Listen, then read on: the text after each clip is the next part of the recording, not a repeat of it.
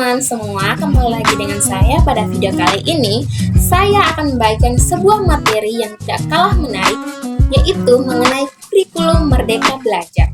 Sebelum itu, perkenalkan, nama saya Natalia Maria Christina da Costa dengan NPM 3322054, Program Studi Pendidikan Biologi, Fakultas Ilmu Pendidikan Universitas Unpad. Nah, yang pertama-tama yang akan dibahas dalam video ini adalah pengertian dari kurikulum Merdeka itu sendiri. Jadi teman-teman, kurikulum Merdeka Belajar adalah kurikulum dengan pembelajaran intrakurikuler yang beragam, di mana konten pembelajaran akan lebih optimal agar peserta didik memiliki cukup waktu untuk mendalami konsep dan menguatkan kompetensi. Kemudian, yang berikut adalah landasan kurikulum Merdeka Belajar. Landasan dari kurikulum Merdeka Belajar dapat dibagi menjadi beberapa aspek. Yang pertama, prinsip kemandirian. Kurikulum Merdeka Belajar didasarkan pada prinsip bahwa setiap individu memiliki potensi unik dan memiliki kemampuan untuk belajar secara mandiri.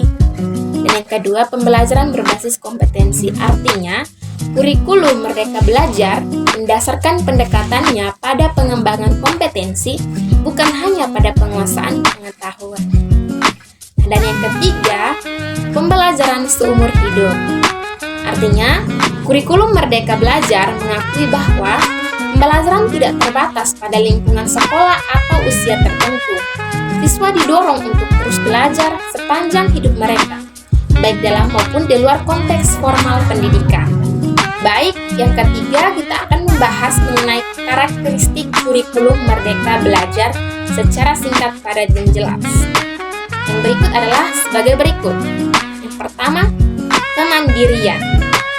Di situ kemandirian artinya memberikan kebebasan kepada siswa untuk mengatur pembelajaran mereka sendiri sesuai dengan minat, bakat, dan kebutuhan individu mereka. Dan yang kedua, kompetensi. Yaitu mendorong pengembangan keterampilan abad ke-21 seperti berpikir kritis, kolaborasi, komunikasi, dan pemecahan masalah.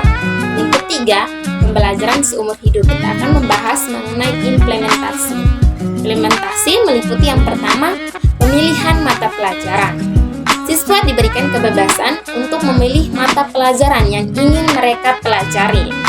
Misalnya, mereka dapat memilih berdasarkan minat, kebutuhan, atau tujuan mereka. Dan yang kedua, penentuan tujuan pembelajaran. Siswa didorong untuk menetapkan tujuan pembelajaran yang ingin mereka capai dalam mata pelajaran yang dipilih. Dan yang ketiga, pengaturan pembelajaran. Siswa merencanakan dan mengatur pembelajaran mereka sendiri. Mereka dapat memilih metode pembelajaran yang sesuai, seperti membaca, mencari informasi online, berdiskusi dengan teman sekelas, atau mengerjakan proyek. Nah, yang berikut, bimbingan dan dukungan. Guru berperan sebagai pembimbing dan memberikan dukungan kepada siswa dalam pengaturan pembelajaran mereka. Nah, yang kelima, kolaborasi dan diskusi. Siswa didorong untuk bekerja sama dengan teman kelas dalam kegiatan pembelajaran. Artinya siswa tidak hanya belajar sendiri. Dan yang keenam, penggunaan teknologi.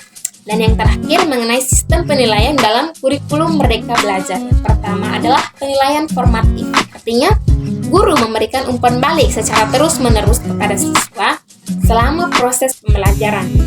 Penilaian formatif membantu siswa dalam memperbaiki pemahaman mereka, mengidentifikasi kelemahan, dan mengarahkan mereka ke arah yang benar. Dan yang kedua, portofolio. Siswa diminta untuk mengumpulkan karya atau proyek yang mencerminkan kemajuan dan pencapaian mereka dalam mata pelajaran tertentu. Dan yang ketiga, penilaian berbasis proyek. Siswa diberi tugas untuk menyelesaikan proyek yang melibatkan penerapan, pengetahuan, dan keterampilan dalam konteks nyata.